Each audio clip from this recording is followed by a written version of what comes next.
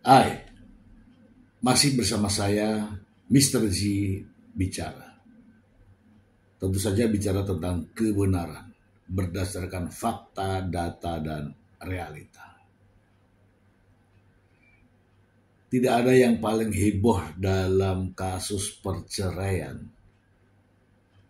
kecuali satu ini, Baim Wong dan Paula Verhoeven. Saya menelaah dari semua yang terjadi. Ini semua tak lain dari awal mula penyampaian di konferensi pers yang menjadi lebih heboh ketika Baim Wong juga menyampaikan informasi ini ke media massa. Di depan para awak media, Baim Wong begitu gamblang, ya, blak-blakan memberikan pernyataan. Namun, selain itu, ada pernyataan pengacara. Seorang pengacara ternama yang begitu menggebu-gebu, bersemangat memberikan penjelasan kepada para wartawan. Sementara dia tahu bahwa ini persoalan rumah tangga. Itu. Mari kita simak pernyataan sang pengacara untuk kita mencoba untuk reaksi dari pernyataan pertama sang pengacara. Berikut ini. Anda mengajukan permohonan ini, benar tidak ada persoalan? Benar, Anda dikasih waktu untuk mediasi dalam waktu 1 bulan. Jadi itu berdasarkan surat edaran Mahkamah Agung, 1 bulan dikasih waktu untuk mendamaikan, untuk berdamai. Nanti ada hakim mediator 1 orang yang mendamaikan. Kalau memang tidak bisa didamaikan, perkara lanjut dalam proses selanjutnya. Tapi apakah dari Mbak ini sendiri maupun nanti di mediasi akankah berdamai atau seperti apa, atau fix sudah? Kalau seorang laki-laki marah seperti ini sampai suratnya ada di pengadilan, Anda bisa melihat bagaimana kesabaran seseorang saja kalau saya menilai.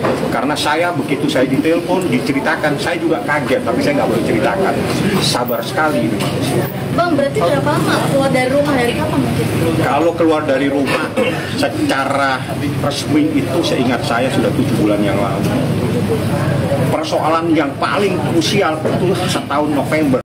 Ya, awal mula penjelasannya bagus, ya. Bagus bahwa ceritakan bagaimana persoalannya, kemudian akan diberi waktu 1 bulan oleh hakim, mediator, dan sebagainya. Itu awal mulanya bagus. Namun kalimat-kalimat berikutnya semacam penyemangat, ya.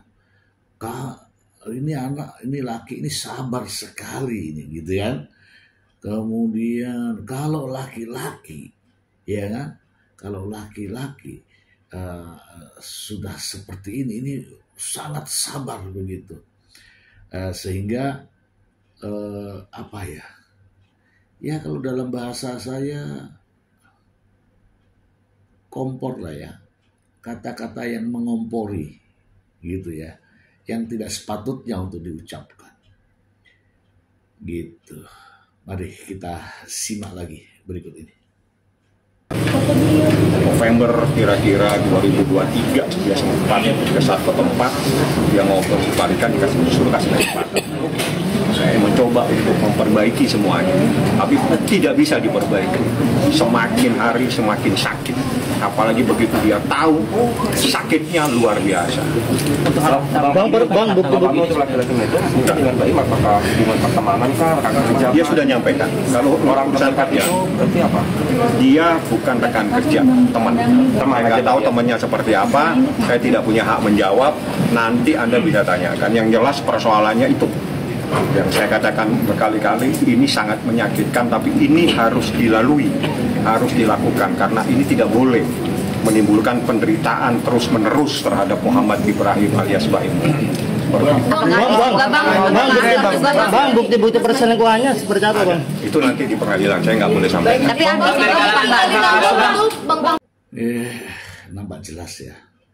Ada kalimat penderitaan terus-menerus, kemudian intinya ini adalah hiperbola begitu loh, hiperbola, sehingga semakin menarik untuk disuarakan, semakin menarik untuk diberitakan. Ini seharusnya tidak seperti ini gitu loh. Harusnya cukup saja ya, nanti kita akan mencoba untuk memperbaiki atau atau penjelasannya nanti oleh Pak Iwong begitu ya. Tapi ada kalimat Pak Iwong tidak boleh sakit secara terus menerus, wah gitu kan. Jadi itu menimbulkan rasa ya sama kompor. Mari kita simak lagi. Dari perselingkuhannya atau Kalau seorang laki-laki mengajukan ke pengadilan, Anda bisa bayangkan, karena pengadilan itu tempat memutus manakala sudah tidak sanggup lagi dia menyelesaikan persoalannya. Ingat, seorang laki-laki ataupun seorang wanita jika membawa permasalahannya ke pengadilan, berarti dia sudah tidak sanggup lagi menyelesaikan persoalan tersebut secara baik, secara musyawarah, tapi harus melalui putusan pengadilan. Itu adalah catatan. Jadi catatan ini kita harus tahu. Jadi kalau ada suatu proses masuk ke pengadilan, itu adalah jalan keluar yang terakhir yang dilakukan, dan itu adalah pilihan yang paling berat, dan itu harus dilaksanakan. Paling berat dan paling tepat Nanti di pengadilan. Yang jelas semuanya ada di sini. 26 item secara terperinci saya jelaskan. Bang, sekarang ini pertemuan anak-anak sama ibunya seperti apa, Bang? Saya tidak sampai ke sana karena saya fokus mendaftarkan. Jadi gini, saya daftarkan kemarin, hari ini saya mendapatkan informasi. Nah, di sini ada ya kalau saya bilang nih ya, ketika ditanya anak-anaknya tinggal di mana gitu kan, anak ada sama Pak Imbong, terus ada sambungannya lagi, tidak ada urusannya sebenarnya, tapi nyambung di situ, anak bukan benda. Terus yang bilang benda itu siapa? Kemudian anak sudah nyaman bersama Mbak Imbong, emang kalau sama ibunya nggak nyaman gitu ya. Kemudian dikatakan bahwa sesuai dengan undang-undang, ya kan, sesuai dengan undang-undang, sesuai dengan hak asasi anak. Kemudian ada apa namanya tadi itu aturan Mahkamah Agung. Dia salah sebut. Ada yang namanya Undang-Undang Perlindungan Anak, tetapi dia menyebutnya peradilan anak, begitu ya. Yang jelas ya itu hal yang wajar. Yang jelas kalimat yang mengatakan bahwa anak ini bukan benda itu bumbu. Yang mengatakan anak ini benda itu siapa gitu loh. Ini kan bumbu sendiri, ya kan? Mari kita simak lagi. Persoalan-persoalan di mana persoalan itu memang dia tidak layak untuk mendapatkan hak asuh dalam perkara-perkara yang saya tangani. Oh, dikategorikan nyaman itu seperti apa? Mungkin anak nyaman anaknya tenang, ya bisa tidak merasa bagaimana. Itu kan kita tidak tahu anak kecil. Tapi anak kecil kalau dia berasa lebih nyaman dengan ayahnya, terus mau diapakan? Kan seperti itu sebetulnya. Misalnya begini, tiba-tiba dia tidak mau digendong atau diajak tidak mau, itu berarti dia tidak nyaman. Kan itu kita tidak bisa tafsirkan. Yang jelas kenyamanan anak itu diutamakan. Ya, ketenangan anak, kenyamanan anak, kepentingan anak itu diutamakan dalam Undang-Undang Peradilan Anak maupun dalam Surat Edaran Mahkamah Agung. Bang, tapi Baim Kapolranya sendiri berusaha mungkin sempat ada obrolan untuk harta begini atau fokus anak aja. Nggak ada. Kita nggak mau bahas yang lain, fokus kepada persoalan perceraian, karena di dalam Undang-Undang Perceraian bisa digabung dengan hadona, hak asuh anak, itu jadi satu boleh. Jadi kita. Nah, di sini terlihat sekali ada kalimat ya yang tadinya mungkin bisa diredam, bisa disampaikan secara halus, tapi kan ini disampaikan secara meledak-ledak dengan kalimat begini. Kalau persoalan ini sampai pengadilan, artinya ini adalah jalan yang terakhir, harus ada keputusan pengadilan. Iya benar, tapi kan tidak harus meledak-ledak. Maksud saya ya karena sudah diselesaikan, namun juga belum bisa selesai, jadi kita bawa ke pengadilan. Itu lebih enak. Tetapi kalau karena ini persoalan baik laki-laki maupun perempuan, ketika sudah sampai ke pengadilan maka itu sudah jalan terakhir. Nah ini sepertinya ya lagi-lagi ya itu kemasan seorang pengacara yang dibalut dalam artistik kata-kata ya. Itu menurut saya, padahal sebenarnya masih bisa dibicarakan dengan lebih, intonasinya lebih santai. Itu jadi satu boleh. Jadi kita ajukan sekaligus, hanya perceraian dan hak asuh anak lainnya tidak ada. Bang, tapi Bang Kapolri sendiri mempertahankan pernikahannya, Bang? Hah? Terkait nama di Apa itu? isunya DS inisial Gak ada, beda jauh di atas langit. Saya yang tahu ada di sini namanya. Jadi saya tulis supaya tidak liar, tidak liar. Namanya jauh. Itu huruf apa tadi namanya? Jauh sekali. Jauh sekali. Kalau ABCD itu di ujung sana, ini di ujung, nggak nyambung. Ada di sini namanya. Bang. Siapa tanya ke Humas? Tapi sempat mengatakan bahwa pagar makan tanaman, artinya sempat orangnya itu sempat pergolong. Ya, maksudnya baik. Ya, saya sudah diomongin tadi siapa. Bang. Sakit dia bilang. Bang terakhir, Bang, tapi Bang Pami, tapi memungkinkan. Ini masalah ada. Dia menyampaikan bahwa anak nyamannya ada di mana. Kalau nyamannya ada di ayahnya, ya disitulah tinggalnya. Kalau nyamannya bersama bapaknya, ya tidak ada tempat lain. Maksudnya kan begitu. Kemudian dia menyampaikan bahwa sebagaimana peradilan anak. Perasaan ini anak belum mengikuti peradilan deh. Jangan terburu-buru lah ini. Nyaman di mana itu subjektif. Ya.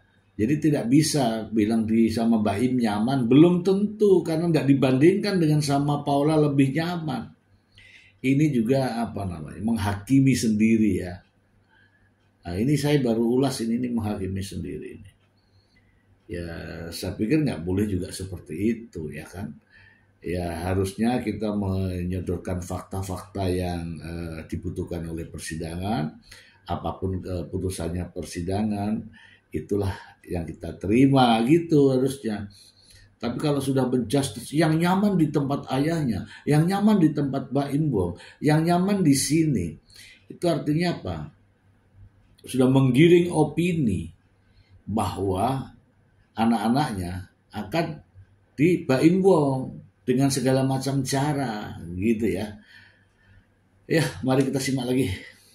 Masuk ke unsur pidana nggak sih Bang, artinya perselingkuhan? Kita nggak kesana lah. Jadi gini, bagaimanapun juga ini nasihat semua. Bagaimanapun juga ada problem suami istri, mohon kalau bisa jangan sampai mereka diperkarakan secara pidana. Maafkan, tapi proses hukum tetap berjalan. Kalau memang berakhir dengan sebuah perceraian, itu jalan terakhir yang harus dilalui. Tapi tolong jangan sekali-kali kalau ada persoalan suami istri, kalau bisa jangan dipidanakan, apalagi punya anak. Maafkan, tapi proses hukum berjalan. Perceraian harus cerai, oke cerai.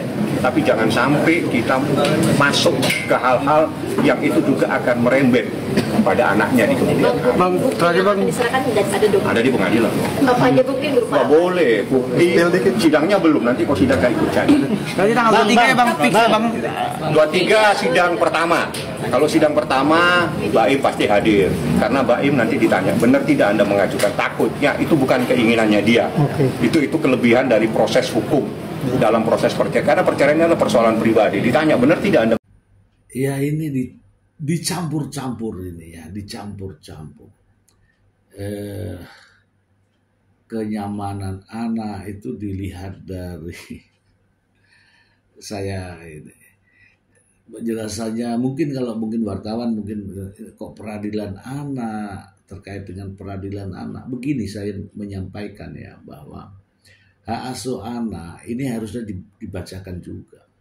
Hak asuh anak apabila anak masih di bawah umur, diutamakan bahwa anak itu akan ke ibunya, bisa ke bapaknya apabila ibunya bermasalah gitu kan. Yang tadi juga disampaikan bahwa ini tidak berhak memelihara anak. Karena apa?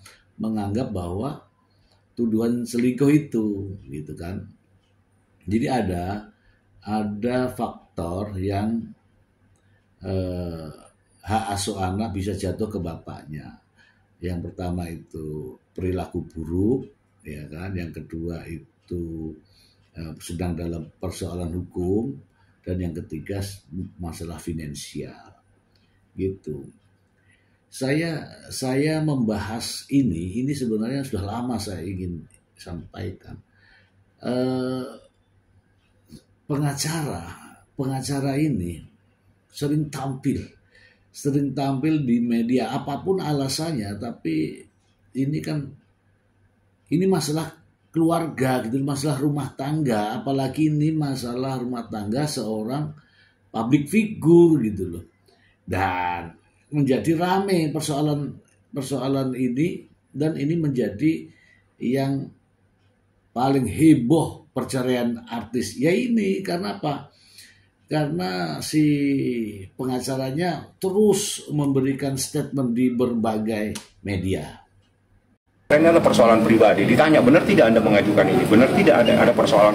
Ditanya selintas, oh ya benar yang mulia, saya ada persoalan begini-begini. Tapi itu mungkin nggak akan sedetail dari gugatan. Oke, kalau gitu sesuai dengan surat edaran Mahkamah Agung akan ditunjuk hakim mediasi. Kasih waktu 1 bulan. Anda damai tidak damai, waktunya hanya 1 bulan. Nanti itu dipertemukan.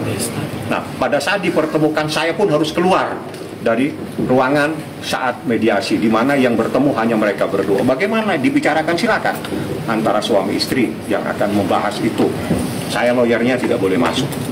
Tapi Pak Aula sempat ingin mempertahankan atau menerima tanya orang tuanya. Tanya ke yang bersangkutan. Bang, izin tadi Mas Baim kan sempat menyebutkan kalau dari pihak sana sudah membahas harta gono gini. Seperti apa mungkin ada pembahasan? Ya itu salah satu yang menjadi persoalan. Jadi belum terjadi perceraian, belum apa. Tapi yang dibahas hal-hal yang terkait dengan harta, dan itu yang sempat kok ada apa ini kan? Ya mengenai nama, karena kita sudah tahu namanya, yaitu Niko ya itu. Dan itu juga jadi masalah ya kalau nanti Niko yang keluar mengatakan itu tidak benar. Wah, persoalan ini jadi semua jadi kayak fitnah gitu ya. Nah, mari kita simak lagi.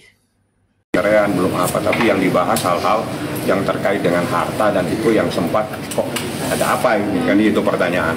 Ada apa? Semakin mencoba untuk menganalisa apa di balik persoalan pertanyaan itu kan gitu. Apa yang diminta Bang? Nggak usah saya sampaikan karena belum diminta ke saya, kan dimintanya ke Baim. Tanya ke Baim. Kalau ke saya mintanya saya beritahu. Oke, siap, cukup. Puas. Paula selingkuh ya Bang? Ya kan udah jelas. Udah jelas air. Yang menyampaikan bukan saya. Iya. Yang bersangkutan kan sudah menyampaikan. Bahkan ada ibaratnya pagar makan tanaman. Kan gitu ceritanya. Iya. Ya Anda Betul, tugas kita mencari selingkuhannya. Ya kan? Bang, tapi itu ada Betul kan? urusan, Bang. Boleh spill? itu mungkin saya nggak tahu. kegelisahan itu Mungkin. Apa Anda tanya? Jadi gini, saya mungkin Mbak Ola mungkin bisa menjelaskan, tapi saya kan nggak tahu. Jadi silakan tanya. Jadi gini, saya cuma Ya, ini barusan dia menjelaskan cara prosedural. Kalau prosedural nggak ada masalah ya. Ini masalahnya adalah mengulik persoalan apa namanya ya, ke dalam kaitannya dengan rumah tangga. Tadi juga mengatakan bahwa walaupun tidak secara gamblang, tadi mengatakan bahwa tidak sepantasnya istri mendapat hak asuh anak karena telah melakukan perselingkuhan gitu. Ya tinggal dibuktikan saja nanti di pengadilan. Bahkan mengatakan ini tidak perlu dipidana. Justru kalau dipidana itu menyatakan bahwa orang itu bersalah. Dari bersalah itulah bisa dibawa ke pengadilan agama. Artinya apa? Bukti yang cukup gitu ya, berdasarkan laporan polisi, salah satu contoh. Tapi itu tidak dilakukan ya. Ya begitulah sarannya ya kan. Mari kita simak lagi. tidak Anda mengajukan ini, benar tidak ada persoalan-persoalan. Ditanya selintas, oh ya benar yang mulia, saya ada persoalan begini-begini, tapi itu mungkin nggak akan sedetail dari gugatan. Oke, kalau gitu sesuai dengan surat edaran Mahkamah Agung akan ditunjuk hakim mediasi. Dikasih waktu 1 bulan, Anda damai tidak damai waktunya hanya 1 bulan. Nanti itu dipertemukan.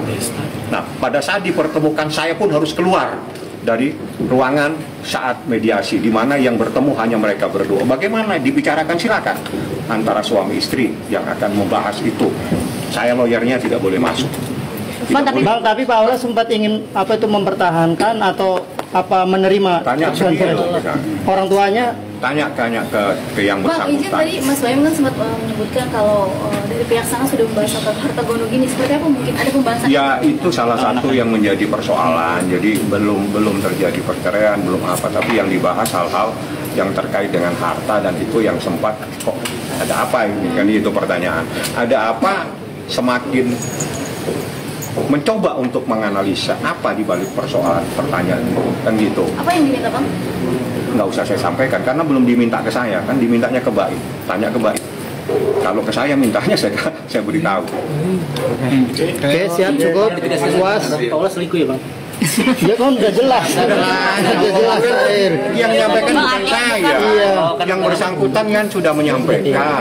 Bahkan ada ibaratnya pagar makan tanaman, kan gitu ceritanya. Ya Anda Betul, tugas kita mencari selingkuhannya. Ya kan? Bang, tapi itu ada Betul kan? urusan, Bang. Boleh spill?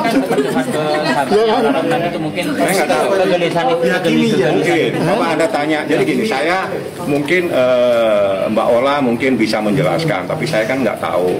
Jadi silakan tanya. Jadi gini, saya cuma sebatas inilah. Jadi jangan saya dibawa ke. Itu ya, saya baru satu ya untuk mereaksi satu pernyataan dari pengacara ya. Ya memang banyak penjelasan ya.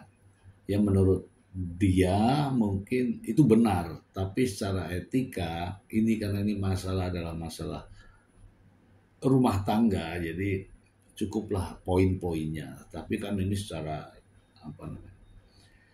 historis diceritakan gitu ya. Saya sebenarnya tidak terlalu setuju dengan cara-cara semacam ini. Maksud saya begini, untuk para lawyer ketika menangani kasus-kasus yang berkaitan dengan rumah tangga, perceraian, hak asuh anak, janganlah terlalu vulgar. Kenapa? Itu akan tersimpan jejak digital yang nantinya katanya kita harus menjaga menjaga psikologis anak. Ya ini nanti anak ini lama-lama juga akan tahu gitu loh. Ya. Jadi ini saya meminta kepada para pengacara. Banyak kok pengacara yang bagus-bagus tidak mengumbar informasi ke media. Ya kan? Ini kaitannya dengan persoalan-persoalan rumah tangga, apalagi perselingkuhan, apalagi terkait dengan public figure dan sebagainya.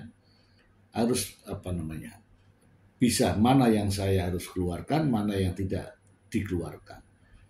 Tidak semuanya itu seperti kayak aji mumpung, udahlah keluarkan semua kayak gitu. Ya mungkin kayak menjadikan panggung lah gitu. Itu aja sih saran saya, agar semua menjadi lebih dihargai, dihormati, dan saling menjaga satu sama lain, baik pihak penggugat maupun pihak tergugat.